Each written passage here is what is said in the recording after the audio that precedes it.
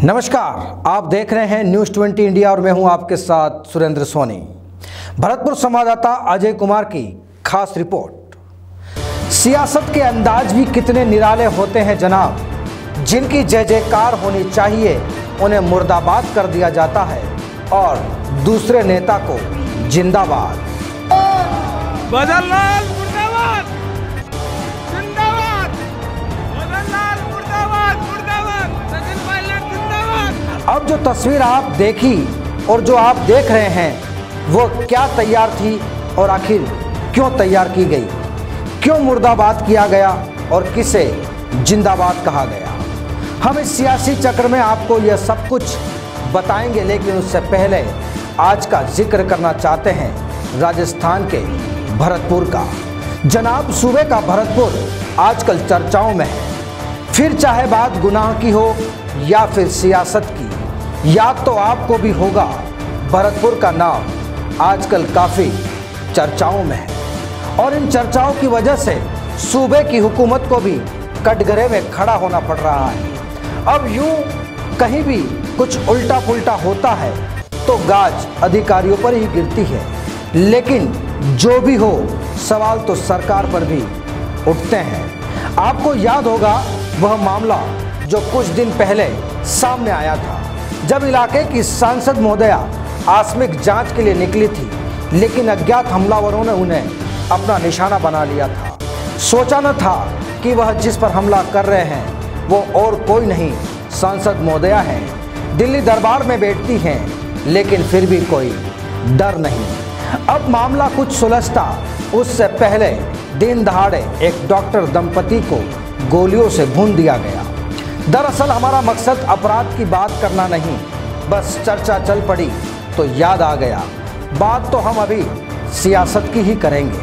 अब सियासत की बात करते हैं तो कल ही तो था वह दिन जब भरतपुर के राजघराने के दो लोगों ने लेकर मामला कुछ इस तरह उलझा कि पूरा दिन सोशल मीडिया पर अपलोड और डिलीट करने में ही निकल गया। माननीय विश्वेंद्र सिंह साहब, जिनके लाडले ने चिड़िया के ठिकाने पर कुछ इस कदर उड़ान दी कि साहब चर्चा होती रही। अपने पिता को ही काफ़ी भला बुरा कह डाला, जाने क्या क्या आरोप लगा डाले और फिर अपनी बात को चिड़िया के ठिकाने से डिलीट कर डाला। बस वहाँ चर्चा हुई केवल इन साहब की और इनके कहने पर तो मैं अपनी गर्दन भी कटा दूँ। खैर साहब, हम यहाँ किसी की गर्दन काटने की बात नहीं करेंगे। अब जब बात इन साहब की चली हुई है तो इनकी बात ही कर लेते हैं। और इनकी बात करना ज़रूरी इसलिए भी है कि हाल ही में यह एक बार फिर चर्चाओं में आ गए हैं। मामला बिल्कुल ताज़ा चादा पुराना नहीं, आज का ही है। अब जरा इन तस्वीरों पर भी गौर फरमा लीजिए।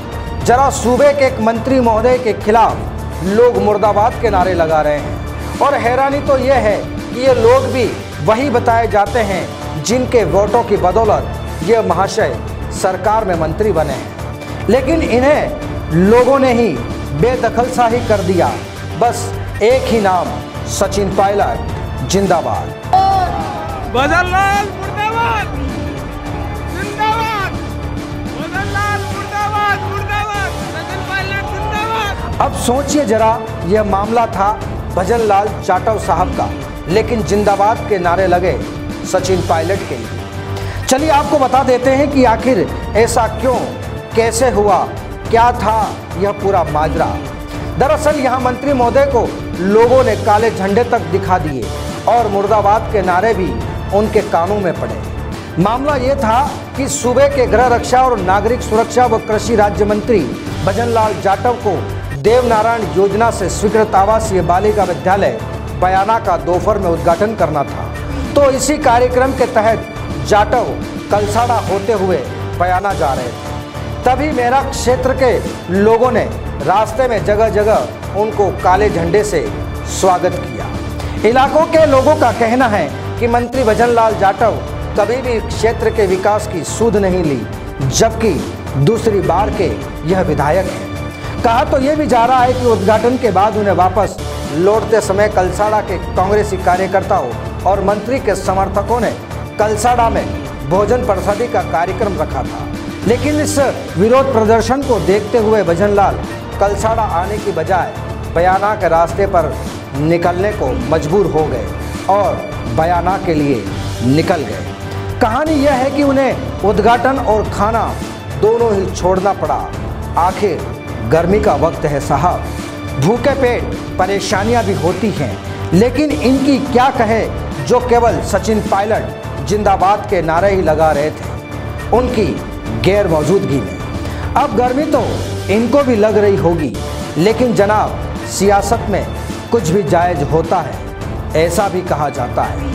अब यहाँ सियासत थी या फिर पब्लिक का असल गुस्सा, लेकिन जो भी हो कहानी तो पलट ही गई। बात सूबे के मुखिया तक भी पहुंची होगी, लेकिन वह भी क्या करे, माहौल ही कुछ ऐसा है। Bureau report, news 20 India.